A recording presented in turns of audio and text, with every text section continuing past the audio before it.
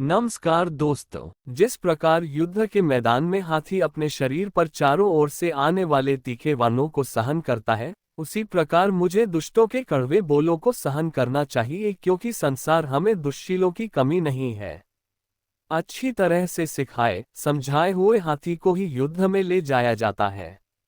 ऐसे हाथी की बाँ पीठ पर राजा बैठता है। अच्छी तरह से प्रशिक्षण लिया हुआ खच्चर, घोड़ा या हाथी अपने कार्य क्षेत्र में अच्छे और श्रेष्ठ साबित होते हैं। इसी प्रकार जो व्यक्ति संयमी है, चित्त काबू में करा सकता है, शांत स्वभाव का है, वही श्रेष्ठ होता है। ऐसे प्रशिक्षित श्रेष्ठ पशु भी हमें निर्वाण पथ इन पर आगे ले जाने में मदद नहीं कर सकते हैं। इसलिए हम स्वयं अपने मन को वश में करके, नियंत्रित करके, शांत करके उस पर सवार होकर ही निर्वाण पथ पर आगे बढ़ सकते हैं। अप्रमाद में रहकर आनंद प्राप्त करो, हमेशा जागरूक रहो, कभी प्रमाद मत करो। चित्त को काबू कर स्वयं को गलत मार्ग से हटाकर सही मार्ग पर ऐसे लाओ, जैसे दलदल में फंसे हुए हाथी को बाहर निकालते हो।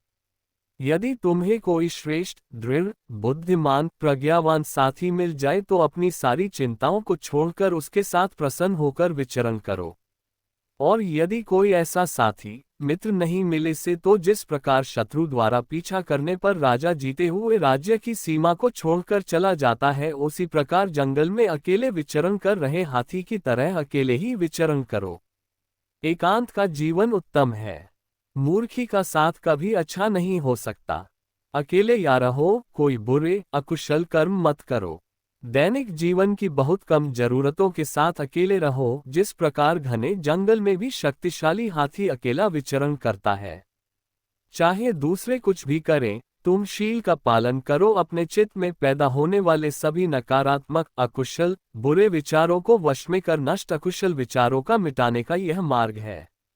ये संकल्प करना होगा कि चाहे दूसरे हानि करने वाले हो, किंतु तुम किसी को हानि पहुंचाओगे। पतले दूसरे हिंसा करें, किंतु तुम कभी हिंसा का सहारा नहीं लोगे। ते दूसरे चोरी करें, किंतु तुम कभी चोरी नहीं करोगे। तिन्हें दूसरे पवित्र जीवन व्यतीत नहीं कर रहे हो, किंतु तुम पवित्र जीवन व्यतीत करोगे। तो दूसरे झूठ बोले, निंदा करें, विरुद्ध बोले, व्यर्थ बोले, बकवास करें, लोभ लालच, किंतु तुम ऐसा नहीं करोगे। हे दूसरे अहितकर, घातक प्रवृत्ति के हो, किंतु तुम ऐसे नहीं होोगे।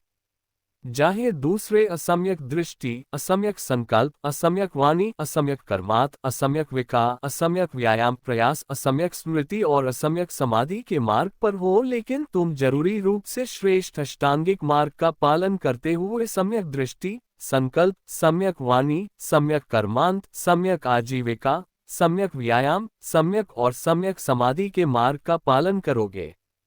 चाहे दूसरे लोग चार अरिय सत्यों और मुक्ति के बारे में गलत धारणाएं हो, किंतु तुम अरिय सत्यों और मुक्ति के बारे में सम्यक सही धारणा रखोगे।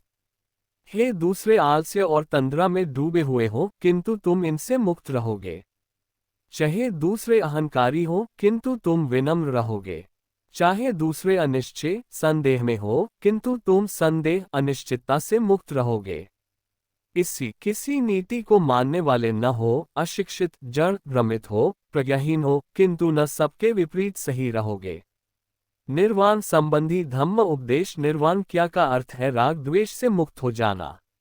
बार भगवान बुद्ध श्रावस्ती में अनाथपिंडिक के जेतवनराम में विहार कर रहे थे। वहीं पर भरिपुत भी ठहरे हुए थे। तथागत ने देशना करते हुए कहा, भिक्षुओं, तुम्हें धम्म का उत्तराधिकारी बनना चाहिए, भौतिक वस्तुओं के नहीं।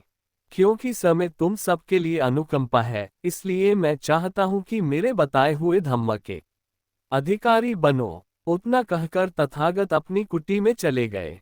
भाने सरिपुत पीछे रहकर कसब भिक्षुओं ने उनसे प्रार्थना की कि वह बताए कि निर्वाण 11। तब सारिपुत ने भिक्षुओं को संबोधित करते हुए कहा, भिक्षुओं, तुम जानते हो धीम ही बात है, क्रोध बुरा कर्म है। इस लोभ, द्वेष, क्रोध से मुक्ति के लिए एक मध्यान्हकार हमें दृष्टि देन वेद बुरा कर्म है। इस लोभ, द्वेष, क्रम, शांति, प्रज्ञा, बोधि तथा निर्वाण को से जाने वाला है। पक्षों, यह मध्यम मार्ग क्या है? भिक्षुओं, यह अष्टांगिक सम्यक दृष्टि, सम्यक संकल्प, सम्यक वाणी, सम्यक कर्मांत, सम्यक आजीविका, सम्यक व्यायाम, प्रयास, सम्यक स्मृति, सम्यक समाधि। भिक्षुओं, यही मध्यम मार्ग है। हाँ भिक्षुओं, क्रोध, द्वेष, घृणा, लोभ, कंजूसी, झूठ बोलना, छल कपट, अहंकार, ढोंग, इन सबसे मुक्ति के लिए मध्यमाला ज्ञान, शांति, प्रज्ञा और निर्वाण की ओर ले जाने वाला है। अरे यह अष्टांगिक मार्ग का हो दूसरा नाम निर्वाण का मार्ग है। इस प्रकार महाथेर सारिपुत की देशना में सभी भिक्षुओं आनंदित हुए और अनुमोदन किया। श्रेष्ठ जीवन जीना ही निर्वाण है। एक बार राजथेर तथागत के पास आए। तथागत को अभिवादन कर एक ओर बैठ गए। बैठे हुए राजथेर ने तथागत से निवेदन किया, भगवान कृपया आप बताएं कि निर्वाण किस लिए है। भगवान बुद्ध ने उत्तर दिया, निर्वाण का अर्थ है राग द्वेष से मुक्त हो जाना। भगवान ये भी बताए कि निर्वाण का उद्देश्य क्या है। राज श्रेष्ठ जीवन जीना ही निर्वाण है। जीवन का उद्देश्य ही निर्वाण है। व्यक्ति के पतन के कारण 5 बंधन। एक बार तथागत सावत्थी में अनाथपिंडिक के जेतवनराम में विहार कर रहे थे। तब तथागत ने भिक्षुओं को कहा, भिक्षुओं मेरे बताए गए उन 5 बंधनों का ध्यान रखो जो व्यक्ति को पतन की ओर ले जाते हैं। इस बात पर भिक्षु मालुक्य पुत्र ने तथागत से निवेदन किया, भगवान मैं उन 5 बंधनों का ध्यान रखता हूँ। मालुक्य पुत्र तू उन 5 बंधनों का किस प्रकार ध्यान रखता है। भगवान आपने बताया था कि अपने शरीर की अवस्था की दृष्टि, सक्काय दिठि, संदेह, अनिश्चितता, धार्मिक कर्मकांडों पर निर्भरता, इंद्रिय सुखों के प्रति आसक्ति और घृणा, ये सभी बंधन पतन के कारण हैं और इनके प्रति मैं सजग रहता हूँ। मालुक्य पुत्र ये 5 बंधन किसके लिए बताए गए हैं? क्या दूसरे मतों के अनुयायी छोटे बालक की दी उपमा देकर तुझे ये कहकर दोष नहीं देंगे कि मालुक्य पुत्र आकाश की ओर मुंह करके लेटे हुए अबोध छोटे बालक की काया अभी विकसित नहीं हुई है, उसमें सक्काय दिठि कहाँ से उत्पन्न हो सकती है? फिर भी उसमें सक्काय दृष्टि के प्रति प्रवृत्ति तो होती है भी। इस प्रकार मालुक्य पुत्र आकाश की ओर मुंह करके लेटे हुए अबोध छोटे बालक का अभिचित पूरी तरह से विकसित नहीं होता है, तो फिर उसमें अभिचित की विचिकित्सा संदेह कहाँ से पैदा हो सकती है? फिर भी उसमें विचिकित्सा अनिश्चय की स्थिति के अंकुर अवश्य मौजूद रहते हैं। उहामी शाहार मालुक्य पुत्र इस अवस्था में उसका कोई शील आवरण ही नहीं होता है, तब उसमें शीलव्रत पर निर्भरता कहाँ से आएगी? फिर भी उसमें शीलव्रत संबंधी निर्भरता को कृति तो होती ही है। इसी प्रकार मालुक्य पुत्र उस अबोध बालक में काम वासना नहीं होती है, तब उसमें काम बसना की इच्छा कैसे आएगी? फिर भी उसमें काम आसक्ति की प्रवृत्ति अवश्य रहती है। इसी प्रकार उस अबोध बालक के लिए अभी प्राणियों का अस्तित्व ही नहीं है, तब उसके नमे प्राणियों के घृणा प्रति द्वेष कहाँ से आएगा? फिर भी उसमें द्वेष की प्रवृत्ति रहती ही है। अब क्या मालुक्य पुत्र दूसरी विचारधारा या मतों के अनुयायी अबोध बालक बुद्धि का कहकर तेरी निंदा नहीं करेंगे? जब तथागत ने इतना कहा तो महाथेर आनंद ने तथागत से निवेदन किया, सुगत अब आपके लिए विश्राम करने का समय है। धम्म संबंधी प्रवचन। जीवन में सम्यक दृष्टि का स्थान सबसे ऊपर क्यों है? अरे यह अष्टांगिक मार्ग में सम्यक दृष्टि श्रेष्ठ है। शरीर, मन और वाणी से भले बुरे कर्मों का सही ज्ञान हो, पहचान हो, बोध हो, इससे सम्यक दृष्टि कहते हैं। ये श्रेष्ठ जीवन की चाबी है। सम्यक दृष्टि प्रज्ञा का न होना सभी बुराइयों की जड़ है। सम्यक दृष्टि विकास के लिए यह जरूरी है कि हर व्यक्ति जीवन की हर घटना को प्रतीत्य समुत्पन्न जाने। सम्यक दृष्टि रखने का अर्थ है प्रतीत्य समुत्पाद कार्य कारण के निमित्त को जान लेना। भिक्षुओं, जो व्यक्ति मिथ्या या असत्य दृष्टि रखता है, मिथ्या संकल्प, मिथ्या वाणी, मिथ्या जीविका, मिथ्या प्रयास, मिथ्या स्मृति तथा मिथ्या चिंतन करता है, जिसका ज्ञान और विमुक्ति मिथ्या रहती है, उसका हर कार्य, हर वचन, हर विचार इस प्रकार मिथ्या दृष्टि से किया गया कर्म और परिणाम, उसकी हर आकांक्षा, हर निश्चय, उसकी हर गतिविधि, ये सभी उसे ऐसी स्थिति की ओर ले जाती है जो रुचिकर नहीं होती है, जिनसे प्रसन्नता नहीं होती है, घृणास्पद होती है, लाभकारी नहीं होती है, दुखद होती है। ऐसा क्यों होता है? ऐसा मिथ्या, झूठी, असत्य दृष्टि के कारण होता है। सिर्फ अच्छा आचरण ही काफी नहीं है। एक बालक का आचरण ठीक हो सकता है, किंतु इसका यह अर्थ नहीं कि उसे ठीक आचरण का ज्ञान है। ठीक या सदाचरण के लिए ठीक आचरण का ज्ञान होना जरूरी है। आनंद, एक सच्चा भिक्षु उसे कहते हैं जो अपने तर्क, विवेक और बुद्धि से ये फर्क समझ सके कि सही क्या है और गलत क्या है, संभव और असंभव के फर्क को समझ सके। मृत्यु के बाद जीवन की चिंता व्यर्थ है। एक बार स्थविर महाकश्यप तथा स्थविर सारिपुत बनारस के पास ऋषिपतन के मृगदाय में अरे हुए थे। भांते सारिपुत शाम के समय ध्यानावस्था से उठकर भांते महाकश्यप के पास गए और एक और बैठ गए। इस प्रकार बैठे हुए सारिपुत ने भांते महाकश्यप से कहा, कश्यप, भया तथागत मृत्यु के बाद रहते हैं। भगवान बुद्ध ने यह व्याकृत नहीं किया, पहले से ही कोई घोषणा नहीं की कि तथागत मृत्यु के बाद रहते हैं। तब क्या तथागत मृत्यु के बाद रहते भी हैं और नहीं भी रहते हैं? भगवान बुद्ध ने ये भी पहले से कोई घोषणा कर नहीं बताया कि मृत्यु के बाद तथागत रहते भी हैं और नहीं भी रहते हैं।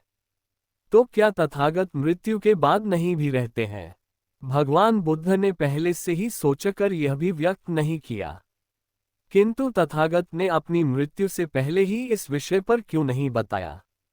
यह एक ऐसा प्रश्न है जिसका मनुष्य के सुखी जीवन से, कल्याण से कोई संबंध नहीं है। इस विषय पर बताने या चर्चा करने से न प्रज्ञा प्राप्त होती है और न ही निर्वाण। इसी कारण तथागत ने इसे अव्याकृत रखा है, इस बारे में पहले से ही सोचकर घोषणा नहीं की। ईश्वर से प्रार्थनाएं और याचनाएं करना बेकार है। एक बार भगवान बुद्ध ने वासेट से बातचीत करते हुए कहा, यदि अचिरवती नदी अपने पूरे उफान में बह रही हो, एक व्यक्ति नदी पार करना चाहे और इसके लिए इस किनारे खड़ा होकर वह दूसरे किनारे को जोर से आवाज लगाए, हे उधर के किनारे, इस ओर आ जाओ, इधर आ जाओ, हे वासेट, तुम विचार करो कि उस व्यक्ति के प्रार्थना करने से, याचना करने से, गिड़गिड़ाने से, स्तुति करने से, आस लगाने से क्या वह दूसरा किनारा उधर से इधर आ जाएगा? इसी तरह वासेट, वेदों के जानकार ब्राह्मण उन गुणों के अभ्यास को छोड़कर जो वास्तव में किसी को सच्चा ब्राह्मण बनाते हैं और उन दुर्गुणों का अभ्यास करके जो व्यक्ति को अब्राह्मण बनाते हैं, यदि वे ऐसी प्रार्थनाएं करें, हे इंद्र, हम तेरा आह्वान करते हैं, हे ब्रह्मा, हम तेरा आह्वान करते हैं, हे ईशान, हम तेरा आह्वान करते हैं, पुकारते हैं, हे प्रजापति, हम तेरा आह्वान करते हैं, हे ब्रह्मा, हम आह्वान करते हैं, पुकारते हैं। वासेट, वास्तव में ऐसी प्रार्थना, ऐसी पुकार, ऐसी आशा और ऐसी स्तुति करने से ब्राह्मण अपनी मृत्यु के बाद क्या ब्रह्म में लीन हो जाएंगे? ऐसा सच में हो ही नहीं सकता। भोजन का व्यक्ति की पवित्रता से कोई संबंध नहीं। एक ब्राह्मण भगवान बुद्ध के पास आया और उसने प्रश्न किया कि व्यक्ति के सदाचार पर भोजन का कोई प्रभाव पड़ता है या नहीं। जौ, गिरी, दाल, कंदमूल, फलियां, हरी सब्जियां, इस तरह का भोजन यदि ठीक से खाया जाए तो ये सुखी जीवन में, सदाचारी जीवन में सहायक होता है, लेकिन मुर्दार मांस का खाना खराब है। भगवान बुद्ध ने उत्तर दिया, तुम मुर्दार मांस नहीं खाते लेकिन पक्षियों के मांस से बना हुआ अपनी रुचि का पकवान खाते हो। मैं पूछता हूँ कि मुर्दा मांस किसे कहा जाता है? किसी जीव की हत्या करना, किसी का अंग भंग करना, मारना, पीटना, बांधना, चोरी करना, झूठ बोलना, ठगी, लूट, छल, कपट, व्यभिचार, ये सब मांस नहीं है, तो भी ये मुर्दा के भोजन जैसे ही हैं। भद्रिय सुखों में डूबे रहना, अधिक भोजन करना, पन को अशुद्ध रखना, घृणा करना, दे सब मांस नहीं है, तो भी ये मुर्दा मांस के बराबर ही है। जुगली, निर्दयता, विश्वासघात, अहंकार, कंजूसपन, ये सब मांस नहीं है, तिथि ये मुर्दा के बराबर है। क्रोध, अहंकार, घृणा फैलाना, चालाकी, ईर्ष्या, डींगे हाँकना, कुसंगति, ये सब मांस नहीं हो भी ये मुर्दा मांस के बराबर है। दृश्यशील जीवन, झूठी निंदा, छल कपट, धोखाधड़ी, चालबाजी, बदनामी, ये सब मांस जो हैं, तो भी ये मुर्दा मांस के बराबर हैं। चोरी करना, हत्या करना जैसे अपराध ये व्यक्ति को विनाश की ओर ले जाते हैं। ये एक के द्वार हैं। ये मांस नहीं है तो भी ये मुर्दा मांस के बराबर हैं। न ही मांस मछली के छोड़ने से, न ही नंगे रहने से, न ही चोटी रखने से, न ही जटाएं उसे से, न ही सर मुंडाने से, न ही मृगछाल पहनने से, न ही अग्निपूजा से, न ही शरीर को हट देने वाली तपस्या से, न ही नहाने से, न ही धोने से, न ही यज्ञ हवन से और न ही कोड अन्य धार्मिक कर्मकांड से कोई व्यक्ति निर्मल शुद्ध हो सकता है जब तक उसकी विचिकित्सा मनदेह अनिश्चय दूर नहीं हुई है। अपनी इंद्रियों को संयत रखो, अपने ऊपर काबू रखो, सत्य मार्ग पर चलो। प्रेम करुणा वकी के भाव रखो। संयत व शांत व्यक्ति दुख के सब बंधनों को तोड़ देता है। मन की सारी बुराइयों को मिटा देता है। वह सब कुछ देख सुनकर भी निष्कलंक अनासक्त निर्मल रहता है। इस प्रकार तथागत के मुख से ब्राह्मण ने इस ऊंचे रक्षा करने वाले सत्य धम्म की देशना मुनि देशना में मुर्दा मांस की निंदा की गई और दुख को दूर करने का मार्ग बताया। ये सुन ब्राह्मण ने तथागत की विनम्रता पूर्वक वंदना की और उसी समय प्रव्रज्या के लिए याचना की। मांस भोजन का नहीं, जीवन में पवित्र कर्मों का महत्व है। आमगंध नाम का एक ब्राह्मण तपस्वी अपने शिष्यों के साथ हिमालय में रहता था। वे मांस मछली ही खाते थे। हर साल 4 महीनों के लिए नमकीन खटाई वाला भोजन खाने के लिए अपने श्रम से नीचे उतरकर तलहटी के गांवों में आते थे। उस दौरान गांव के लोग भी उनका खूब आदर सत्कार करते थे। कुछ समय बाद बुद्ध भिक्षु संघ सहित उसी गांव में आए तो लोग तथागत का धम्म उपदेश निकर उनके अनुयायी बन गए। हर वर्ष की तरह तपस्वी आमगंध और उसके शिष्य भी उस व में आते थे, लेकिन गांव के लोगों ने पहले की तरह उनका आदर सत्कार नहीं किया। आमगंध को ये जानकर निराशा हुई कि अपने उपदेशों में तथागत ने गांव के लोगों को मछली खाने से मना नहीं किया। इसकी सही जानकारी लेने के लिए वह श्रावस्ती के सिवन विहार गया, जहां उस समय तथागत विराजमान थे। तथागत से वह बोला, जौ बाजरा फलियां खाने योग्य पत्ते और जड़ें सब्जियां आदि शाकाहार, इन चीजों को नेकी ईमानदारी से प्राप्त कर कोई भी व्यक्ति खाता है, वह सुख भोग के लिए झूठ नहीं बोलता। आप दूसरों के दिए स्वादिष्ट शुद्ध और उत्तम पकवान ग्रहण करते हैं। जो चावल से बनाए आमगंध खाता है। आप पक्षियों के मांस के साथ पके हुए बढ़िया चावल खाते हैं और कहते हैं कि मुझ पर आमगंध का आरोप लागू नहीं होता। मैं आपसे इसका अर्थ जानना चाहता हूं कि आपका ये आमगंध किस तरह का है। गए पुलाव का मजा लेता है। वो तथागत ने कहा, जीव हिंसा करना, मारपीट करना, बांधना, चोरी करना, झूठ बोलना, ठगना, धोखाधड़ी करना, व्यर्थ का ज्ञान तथा व्यभिचार ये आमगंध है, मांस भोजन नहीं। संसार में जो व्यक्ति विषयों के सुख में डूबे रहते हैं, संयति जीवन नहीं जीते हैं। लुभावनी सांसारिक चीजों के प्रति लोभ लालच रखना, बुरे कामों में लिप्त होना, मिथ्या दृष्टि होना, सहज सरल नहीं होना, अनुकरणीय नहीं होना, ऐसा होना आमगंध है, मांस का खाना नहीं। क्रोध, अहंकार, दुराग्रह, विरोधी भाव, ठगी, ईर्ष्या, शेखी बघारना, कुसंगति ये आमगंध है, मांस का खाना नहीं। जो दुष्शील बैड मॉरल्स है, कर्ज को लौटाते नहीं हैं, दूसरों की झूठी निंदा करते हैं, ढोंगी होते हैं, बहानेबाज होते हैं, जो इस संसार में निकृष्टतम होते हैं तथा इस प्रकार के बुरे कर्म करते हैं, यही आमगंध है, मांस का भोजन नहीं। जो लोग दूसरे प्राणियों के प्रति प्रेम दया भाव नहीं रखते, दूसरों को दुख देते हैं, दूसरों की वस्तुएं छीन लेना, दुष्शील होना, निर्दयी, कठोर होते हैं, दूसरों का अनादर करने वाले होते हैं, ऐसा होना आमगंध है, मांस का भोजन ग्रहण करना नहीं। जो लोभ या द्वेष से प्राणियों पर हमला करते हैं, हमेशा बुरे कर्म करने के लिए तत्पर रहते हैं, वे मरणांतर अंधकार में जाते हैं और सिर के बल नरक में गिरते हैं, ये आमगंध है, मांस का भोजन नहीं है। ही मांस मछली छोड़ देने से, न नंगे रहने से, न सिर मुंडाने से, न जटाएं रखने से, न चोटी रखने से, न मृगछाल पहनने से, न अग्नि पूजा करने से, न ही अमृत पाने के लिए शरीर कष्ट देने वाली तपस्या करने से, न मंत्र जाप से, न बलि चढ़ाने से, न ऋतु के अनुसार अलग अलग यज्ञ करने से वह व्यक्ति शुद्ध हो सकता है, जब तक उसके संदेह विचिकित्सा डाउट्स दूर नहीं होते। उद्धरण, जो संयत है, इंद्रियों का गुलाम नहीं है, जो शील पालन में सुख अनुभव करता है, जिसने भक्ति और वस्तु के प्रति आसक्ति को त्याग दिया है और दुख का नाश कर चुका है, वह धीमान व्यक्ति देखी और सुनी हुई चीजों के प्रति आसक्त नहीं होता। चे अकुशल कर्म ईवल एक्शंस की है जो आमगंध है, मांस मछली का भोजन नहीं। सिर्फ स्नान से नहीं, धम्म से शरीर स्वच्छ और निर्मल होता है। एक बार भगवान बुद्ध श्रावस्ती में विहार कर रहे थे। उस समय संगारव ब्राह्मण भी वहीं रहा था। उसकी दृढ़ मान्यता थी कि पानी से शरीर धोने से तन मन शुद्ध होता है। इसके लिए हर रात दिन अधिकतर समय स्नान करने में ही लगा रहता था। एक दिन महास्थिर आनंद सुबह चीवर धारण कर पात्र चीवर हाथ में ले श्रावस्ती में भिक्षाटन के लिए निकले।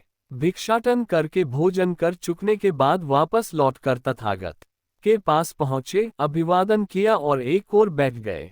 बैठे हुए आनंद महाथेर ने कहा, हे भगवान, सावत्थी में संगारव नाम का एक ब्राह्मण रहता है। वह पानी से शुद्धि में विश्वास खाता है, इसका अभ्यास करता है। दिन हो या रात बार बार स्नान करना उसका नियम बन गया है। भगवान, अच्छा हो आप संगारव ब्राह्मण पर अनुकंपा कर उससे भेंट करने चले। तथागत ने मौन रहकर अपनी स्वीकृति दी। दूसरे दिन सुबह तथागत अपना चीवर धारण कर पात्र चीवर साथ ले संगारव ब्राह्मण के पहुंचे। वहां पहुंचकर अपने लिए बिछाए गए आसन पर बैठ गए। संगारव ब्राह्मण तथागत के पास आया, अभिवादन किया और कुशलता के बारे में पूछकर एक ओर बैठ गया। संगारव से तथागत ने पूछा, ब्राह्मण, जैसा लोग कहते हैं, क्या ये सच है कि तुम अस्य शुद्धि में विश्वास रखते हो, पानी से शुद्ध होने का अभ्यास करते हो और रात दिन में अधिकतर समय स्नान करना तुम्हारी आदत बन गई है? श्रमण गौतम, हाँ, ये सच है। ब्राह्मण, आखिर किस लाभ की आशा या इच्छा की पूर्ति के लिए इस प्रकार रात दिन स्नान करते रहने का अभ्यास करते हो? तारांकन श्रमण गौतम, दिन में मुझसे जो कुछ भी पाप कर्म होता है, मैं उसे उसी दिन शाम को स्नान कर धो डालता हूँ, और रात में मुझसे जो भी पाप कर्म होता है, उसे मैं अगले दिन सुबह उठते ही स्नान करके धो देता हूँ। इस प्रकार रात और दिन में बार बार स्नान करने से मुझे ये लाभ दिखाई देता है। तथागत ने कहा, ब्राह्मण, धम्म ही वह जल स्रोत पूल है जो स्वच्छ है, निर्मल है। सब जनश्रुतियों लोक के ज्ञाता शास्त्रों के विद्वान यहाँ धम्म स्रोत में स्नान करने आते हैं, उनका सारा तन मन शुद्ध हो जाता है और वे इसे पार कर दूसरे किनारे चले जाते हैं।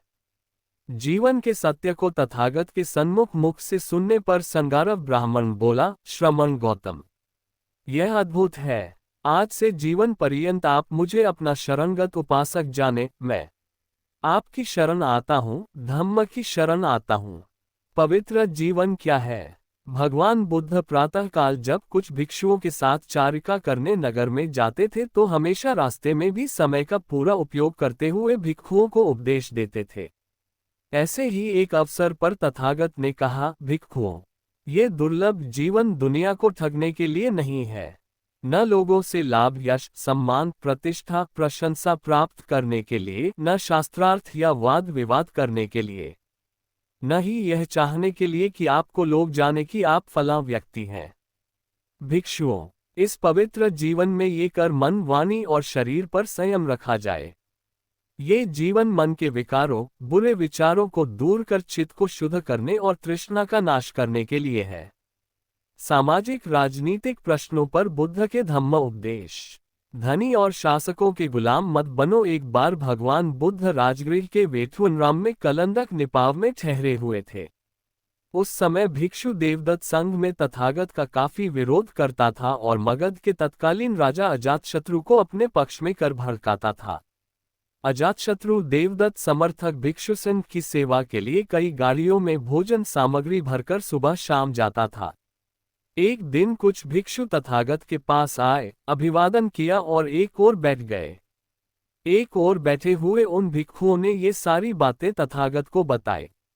तथागत ने भिक्षुओं को कहा, भिक्षुओं, राजाओं से मान सम्मान की, लाभ सत्कार की, कृपा या खुशामद की इच्छा मत करो। जब तक अजातशत्रु गाड़ियों में भोजन सामग्री भरकर देवदत्त के समर्थक भिक्षुओं तक पहुंचाता है, तब तक देवदत्त की हानि ही है, लाभ नहीं है। भिक्षुओं, यदि किसी पागल कुत्ते की नाक के पास कलेजी के टुकड़े को ले जाए तो वह कुत्ते को और अधिक पागल बनाएगी। इसी प्रकार भिक्षुओं, अजातशत्रु भोजन सामग्री कर देवदत्त के समर्थकों तक पहुंचाता है, तो इसमें देवदत्त का ही नुकसान है। भिक्षुओं, जाओं से मिलने वाले लाभ सत्कार खुशामद और भेंट उपहार नुकसानकारी है। ये मुक्ति के की बहुत कड़वी और दुखद बाधाएं हैं। इसलिए भिक्षुओं, तुम्हें अभ्यास करना चाहिए कि जब हमें राजाओं से लाभ सत्कार, कृपा खुशामद और भेंट मिलेगी, हम उन्हें अस्वीकार करेंगे, और जब वह सिर पर आ ही जाए वे हमें जकड़ नहीं पाएगी। हमारे मन में उनके प्रति कोई चाहत नहीं होगी और वे हमें कुमारों, शासकों का गुलाम नहीं बना सकेगी। यदि शासक सदाचारी होगा तो प्रजा भी सदाचारी होगी। भिक्षुओं, जब राजा दुराचारी भ्रष्ट हो जाते हैं तो उनके मंत्री और अधिकारी भी दुराचारी होते हैं। जब मंत्री और अधिकारी दुराचारी हो जाते हैं तो ब्राह्मण और गृहस्थी भी दुराचारी कर हो जाते हैं।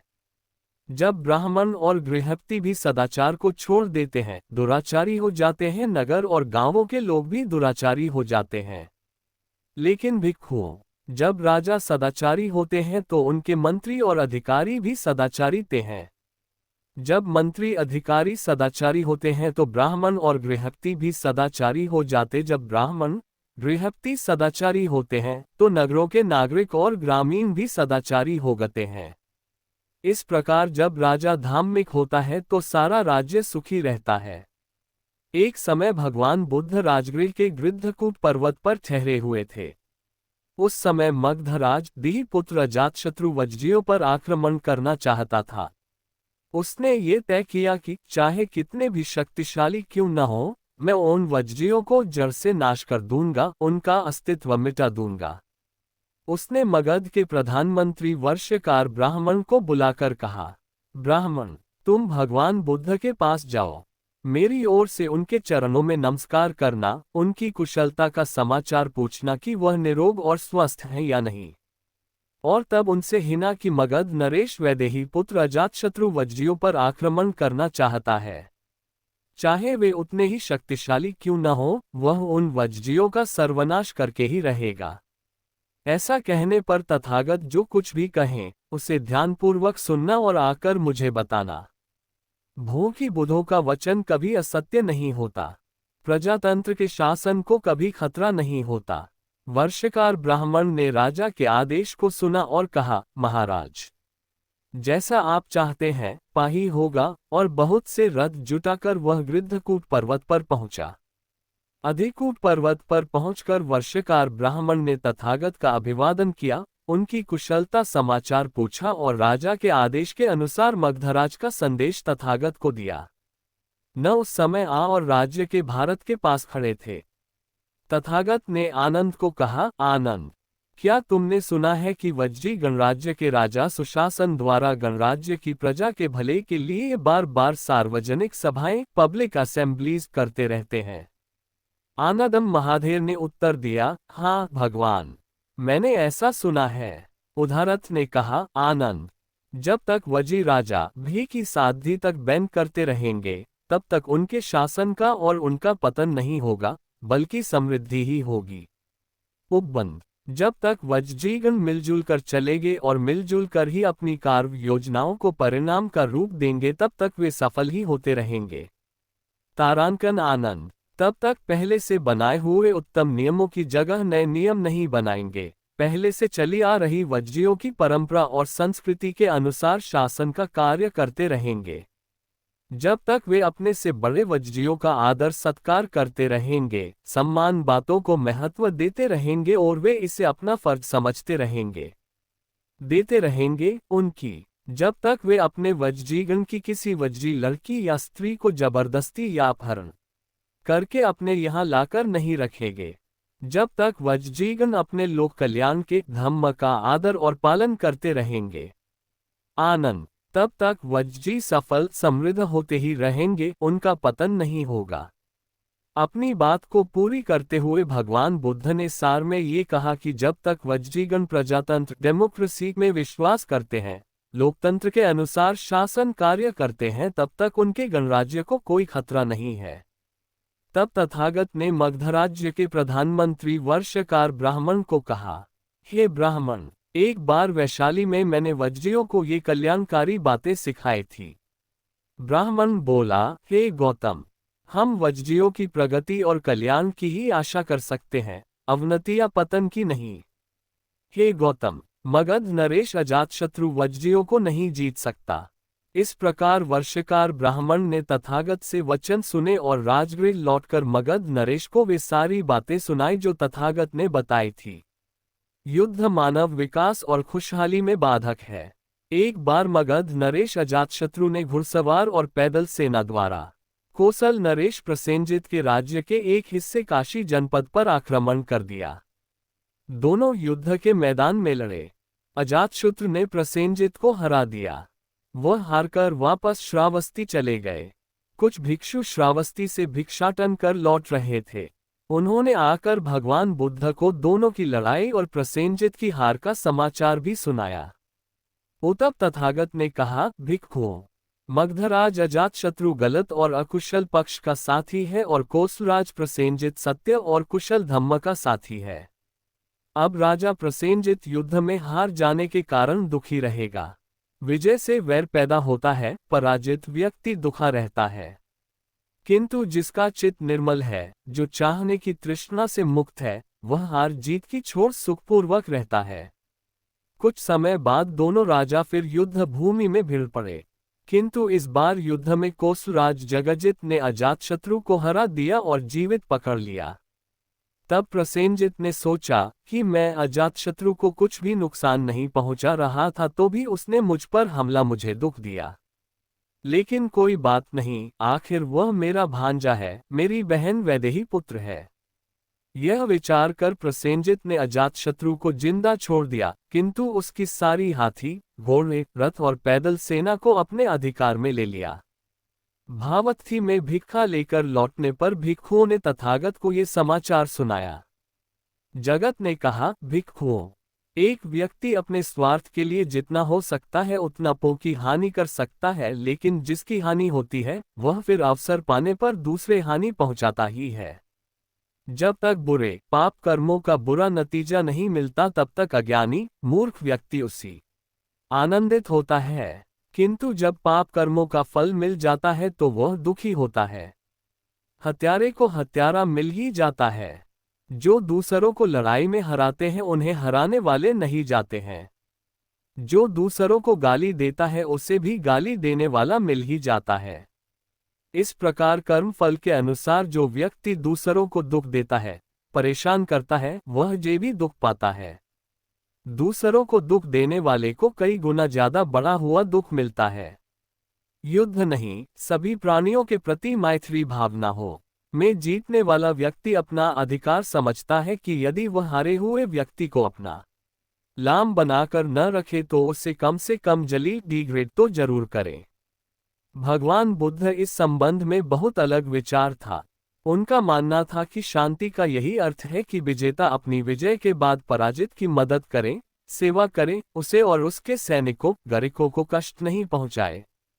इस बारे में उन्होंने भिक्षुओं को कहा, शांति हो जाने पर योद्धा के लिए यह जरूरी है कि वह स्वयं को योग्य, सहज, सरल, दयालु, अहंकार से दूर, अनुशासन प्रिय, हठ से दूर, इंद्रियों पर विजयी, बुद्धिमान, योग्य व्यवहार करने वाला हो। वह कभी ऐसा अमानवीय व्यवहार न करे जिसकी पंडित विद्वान लोग निंदा करें। सभी प्राणी सुखी रहें, सभी का कल्याण हो, बलशाली या दुर्बल, बड़े हो या छोटे, दृश्य हो या अदृश्य, पास रहने वाले हो या दूर रहने वाले, पैदा हो चुके हो या पैदा होने वाले हो, सभी प्राणी शांत सुखी रहें। दूसरे का अपमान न करें, क्रोध या घृणा के वशीभूत हो किसी का बुरा न चाहे और न करें। जिस प्रकार माता अपनी जान को जोखिम में डालकर भी अपने इकलौते बच्चे को किसी हादसे से बचाती है, वैसी ही सभी प्राणियों के प्रति भावना हो। विश्व में सभी प्राणियों के प्रति असीम मैत्री भावना हो, जिसमें रत्ती भर भी घृणा न हो। उठते बैठते, चलते फिरते, लेटे हुए अपनी पूरी शक्ति के साथ बस यही चिंतन करें। इसे ही ब्रह्म विहार कहते हैं। भिक्षु भिक्षुणी संघ और संगठन। इतिहास में पहली बार बुद्ध ने भिक्षु संघ बनाया। बुद्ध ने भिक्षु संघ के लिए नियम भी बनाए। भगवान बुद्ध के दो तरह के श्रावक अनुयायी थे, भिक्षु और गृहस्थ श्रावक। इनमें गृहस्थ श्रावक उपासक कहलाते थे।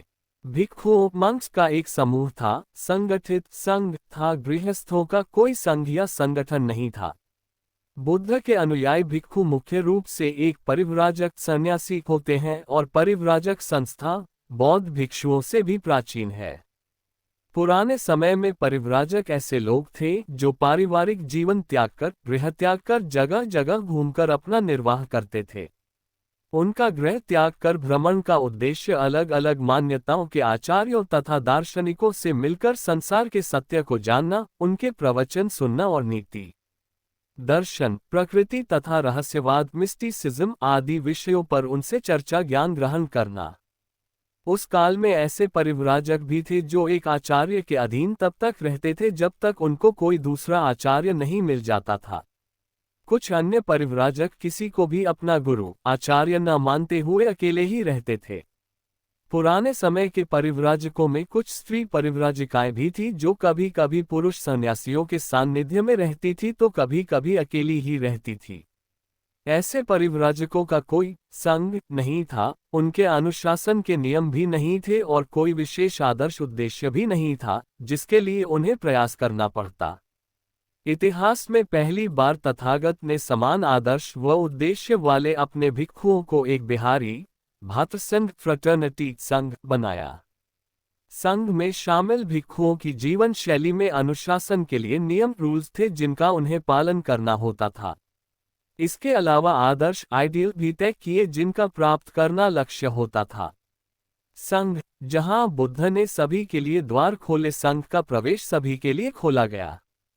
जाति पाति, स्त्री पुरुष, पद प्रतिष्ठा, सामाजिक, इस आधार पर कोई भेदभाव नहीं था।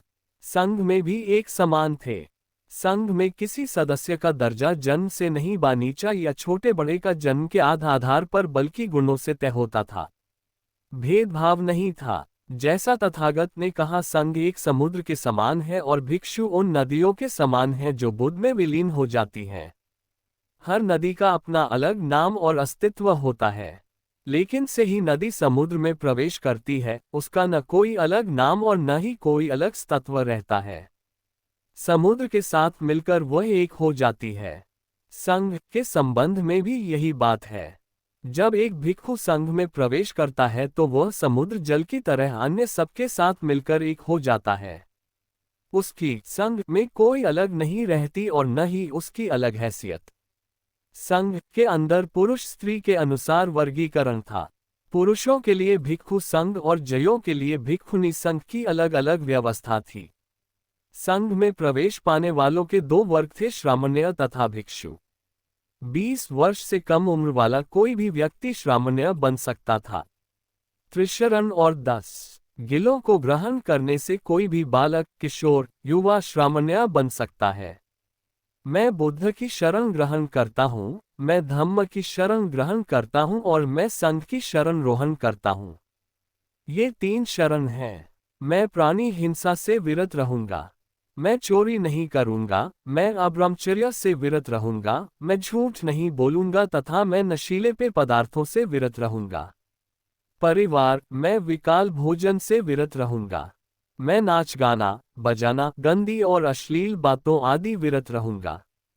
मैं अपने आप को सजाने तथा अलंकृत करने से विरत रहूंगा। मैं ऊंचे, अधिक आरामदायक, विलासी बिस्तर अर्थात ऐशोआराम से विरत रहूंगा तथा मैं सोना चांदी आदि आभूषणों को ग्रहण करने से विरत रहूंगा। देव इस प्रकार श्रामण्य भिक्षु भिक्षुणी के लिए 10 शील हैं। 1. श्रामण्य श्रामणेरा जब चाहे संघ छोड़कर गृहस्थ बन सकता है। एक श्रामण्य कुरु भिक्षु के सानिध्य में रहता है और उसका अधिकांश समय उसकी की सेवा, धम्म और अनुशासन सीखने में व्यतीत होता है।